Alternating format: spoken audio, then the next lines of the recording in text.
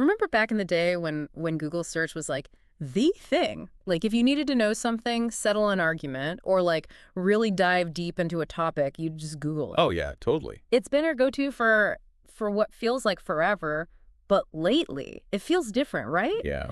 Almost like that compass we've relied on is, well, it's starting to point us in some pretty weird directions. Yeah, you're right. I mean, it used to be so simple. Type in a question, boom. Perfect, concise answer right there. Yeah. Now, not so much. It's like actually finding that reliable information is the hard part now. Exactly. And that's exactly what we're diving into today. We're going to unpack 8 reasons why Google search is, well, kind of falling apart, and, more importantly, what it means for you. And trust me, some of what we found might surprise you. First up, let's talk about those ads. Oh, yeah. You know, those sneaky ads disguised as search results. You click on what you think is a genuine link and bam, it's a sponsored post. It's like they've blended in so seamlessly, you're not even sure what's an ad anymore. It's true. Yeah. And it's not even subtle anymore. Half the time it feels like you're scrolling through a billboard, not search results. Right. So how did we even get here? Why is it all about profit over, providing the best information? Well, a lot of it comes down to this thing called SEO. SEO. Search engine optimization. Yeah. Basically, it's all the stuff websites try to do, so they rank higher on those search result pages. Okay, so if I want more people to find my website... We got to play the SEO game. Right, got it.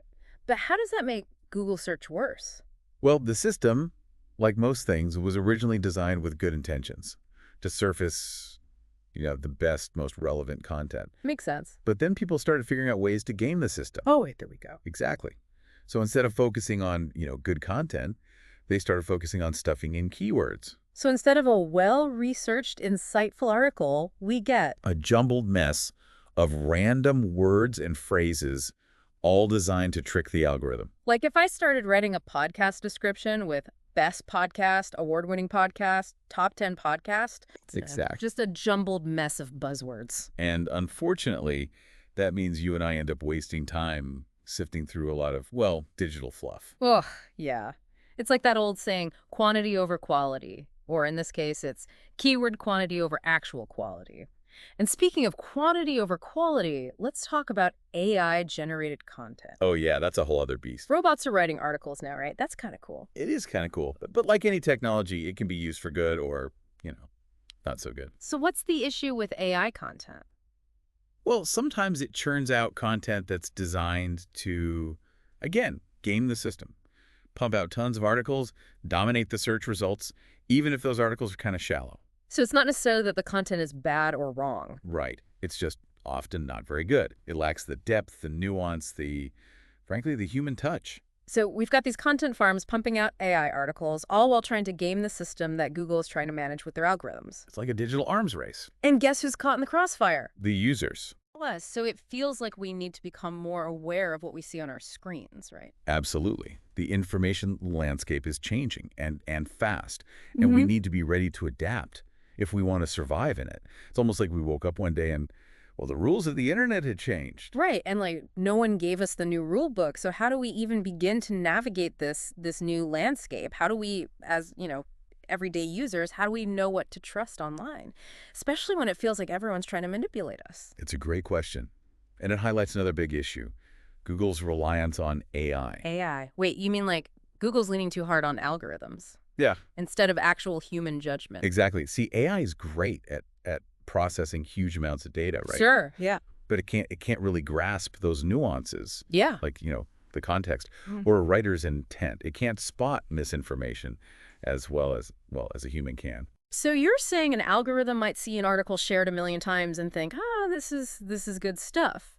But a real person would look at it and say, wait a minute, this headline is super misleading. Exactly. It's like in the early days, Google actually had like these teams of people. Really? Yeah.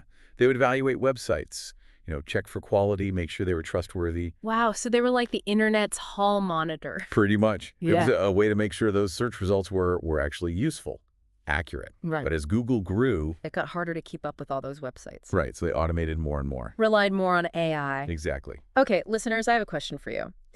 Have you ever been scrolling through those search results and just something feels off? Like that information is too good to be true, or the writing just sounds, I don't know, kind of robotic. Yeah. That might be that lack of of human oversight we're talking about. It's not Yeah. just about fake news or whatever. It's the overall quality. Like, have you noticed how Google's just pushing quantity over quality these days? 100%.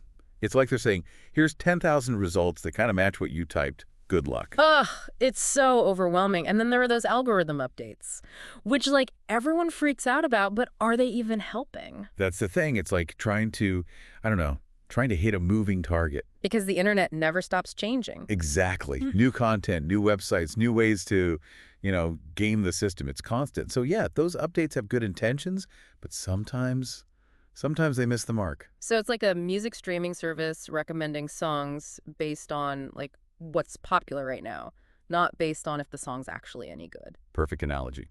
So are we doomed? Is this it? Are we stuck with bad search results forever? Well, not necessarily. Remember, Google isn't the only game in town anymore. Oh, right. The competition is heating up. Exactly. It's a good question. It's like, are we trading one problem for another? Are we going to look back on Google search in a couple of years and miss the good old days? Yeah. And you know what's at the heart of this whole thing? It's trust, right? 100%. Like all this stuff we've been talking about, the algorithms, the AI, even the competition, it comes down to, can we even trust the information we're getting anymore? It's true. And it's a valid concern. I mean, think about it. Google used to be all don't be evil. Remember that? Oh, yeah. And now Yeah. we're worried about our data, about those targeted ads, about whether someone's, manipulating those search results. Like, it's one thing to get the wrong answer, but what if the answer we're getting isn't even the right answer?